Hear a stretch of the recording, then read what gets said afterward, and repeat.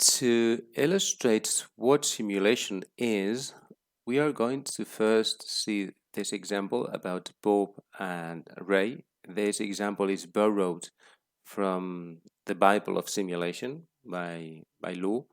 And imagine we have two guys that are working in some line, some production line, and they work as fellows. Bob have some part that is received, and he has to perform some task over that part and then passes it onto Ray that has to perform a task, an additional sequential task. So the task that Bob does goes first, and after that has been completed, Ray can do his work. Okay, and there is no room between them to have some parts stored. So there's no buffer, there's no stock here. So if Ray hasn't finished, but Bob has, Ray waits for Bob to finish, and the other way around. If Bob has finished and Ray hasn't, Bob will be blocked, will be waiting for Ray to finish to keep working, because they all have their corresponding table, and since Bob has finished and cannot pass the part to Ray, he cannot use a new part to start working on it. So again, if Bob has finished and Ray hasn't, Bob will be blocked. If Ray has finished and Bob hasn't, Ray will be waiting for Bob to finish and work on the part he will receive from Bob. So that is how our system works.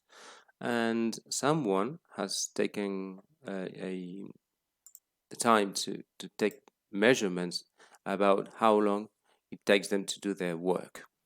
So we have several columns, we have in several rows. Let's take a look at Bob count. So when Bob does whatever he has to do over that part, he spends from 5 seconds to, let's say, 15. That happened 4 times. So someone was measuring the time or tracking the time was devoting to the tasks. And out of a total of 100 times that this person saw Bob doing his job, 4 times it took him somewhere between 5 and 15 seconds. 6 times took him between 15 to 25.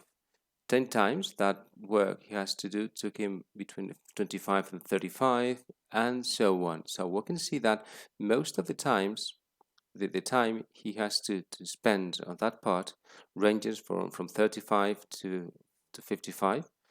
But sometimes the job is more difficult, or he's kind of slow and it takes him more time. And other times he's quite fast, and it can be even as fast as 5 seconds. Okay, and it can go up to 85, but no more than that.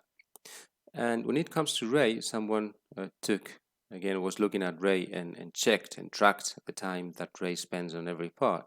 And in this case, we only counted 50 times, but we have how these 50 times were divided in terms of the time devoted to tasks Ray had to do.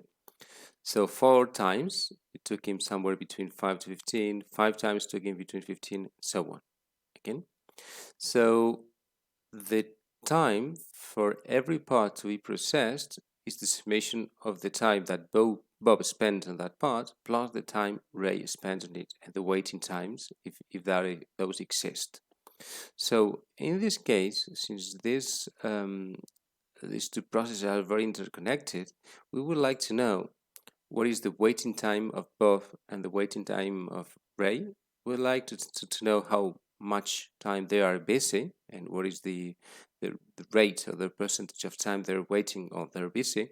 And we would like to know what is the expected production rate of this in this case.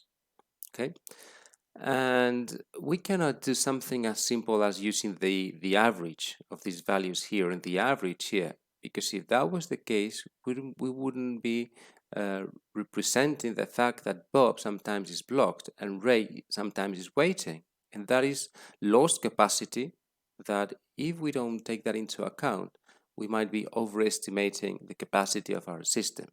Okay, because when we have this kind of effect that Bob is blocked, we're not taking advantage of Ray's time. And the other way around, if Ray hasn't finished and Bob has, we're not using Bob's capacity to work on the next part. So using average times wouldn't account for that fact. That is why we need to resort to simulation. And we're going to do that using an Excel file as the first most simple model we can do in terms of discrete event simulation.